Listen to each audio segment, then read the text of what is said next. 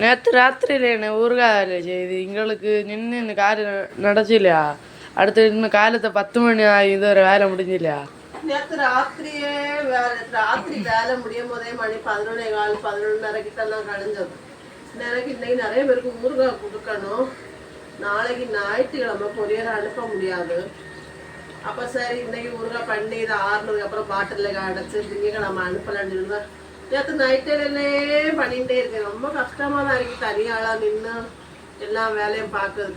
நான் யாருக்குமே சம்பளம் கொடுத்து பண்ணாமல் நான் தான் எல்லா வேலையும் பண்ணதுனால தான் நான் 1 கிலோ மீன் ஊறுகாய் 900 ரூபான்னு போட்டுருக்கேன்.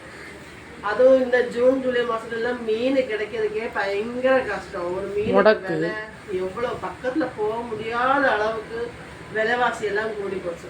அப்படி இருந்துட்டும் நம்ம கஸ்டமருக்கு விலையை கூட்டக்கூடாது அப்படின்னு சொல்லிட்டு அதே விலையில அதே பீஸு அதே டேஸ்ட்டு அதே சுவை மனம் தரம் எல்லாமே அதே போல தான் நான் கொடுத்துட்டே இருக்கேன்.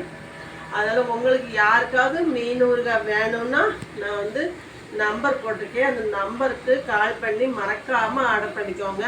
எங்ககிட்ட மீன் ஊறுகாய், இறால் ஊறுகாய், நெத்தோலி மீன் ஊறுகாய், சிக்கனில் ஊறுகாய், பீஃபில் ஊறுகாய் உங்களுக்கு யாருக்கு வேணாலும் கால் பண்ணி மெசேஜ் பண்ணி ஆர்டர் பண்ணிக்கோங்க.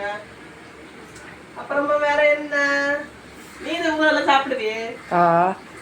உரங்கெல்லாம் பிடிச்சுமே எல்லாத்துக்கும்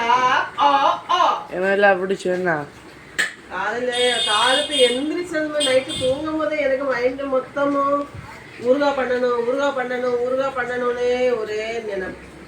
அதனால காலையில் எந்திரிச்சதும் ஊறுகாவோட வேலையை தொடங்கிட்டேன்.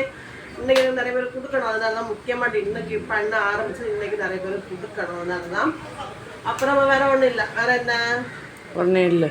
சரி அப்போ பாய்.